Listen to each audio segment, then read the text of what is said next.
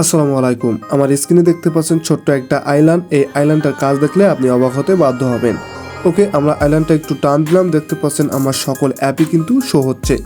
এখান থেকে এই আইল্যান্ডটার কাজ হলো আমরা একটা অ্যাপ্লিকেশন ইউজ করার সময় আর একটা অ্যাপ্লিকেশন ইউজ করতে পারবো।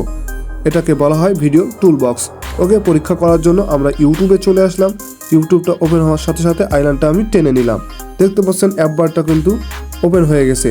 এখান থেকে ইউটিউব চালাতে চালাতে কিন্তু আমি ফেসবুক, হোয়াটসঅ্যাপ যে কোনো অ্যাপই চালাতে পারবো।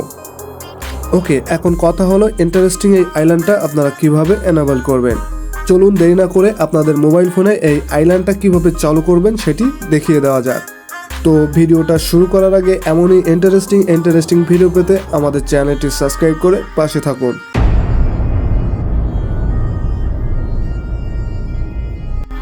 ওকে, আমরা শুরুতে চলে আসবো আমাদের মোবাইল স্ক্রিনে। এখান থেকে চলে যাব সেটিংয়ে।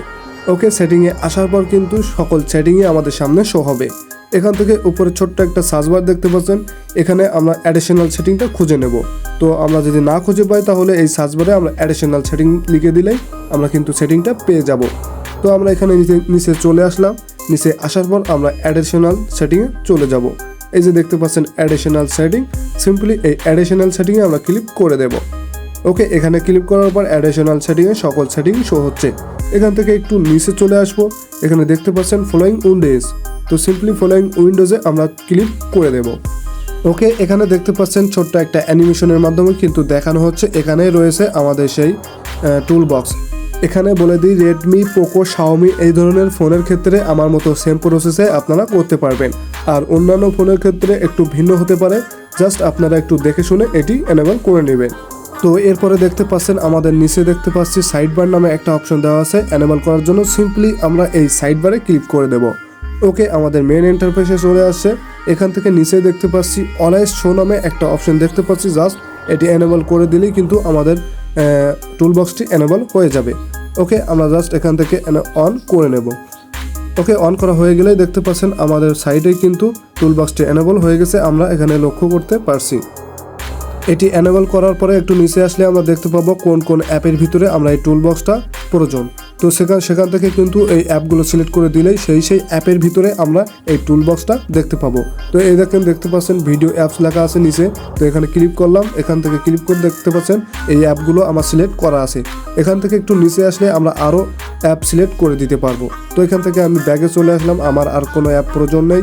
তো এখানে দেখতে পাচ্ছি আমাদের আইল্যান্ডটা কিন্তু চালু হয়ে গেছে। তো আমরা ব্যাগে চলে আসলাম। ব্যাগে চলে আসলে সিম্পলি আমরা ইউটিউবের ভিতরে চলে যাব।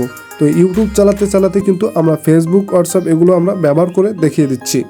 ওকে, আমি আইল্যান্ডটা টান দিলাম। দেখতে পাচ্ছেন ফেসবুক টেক্সবুক সব কিছুই কিন্তু চলে আসছে।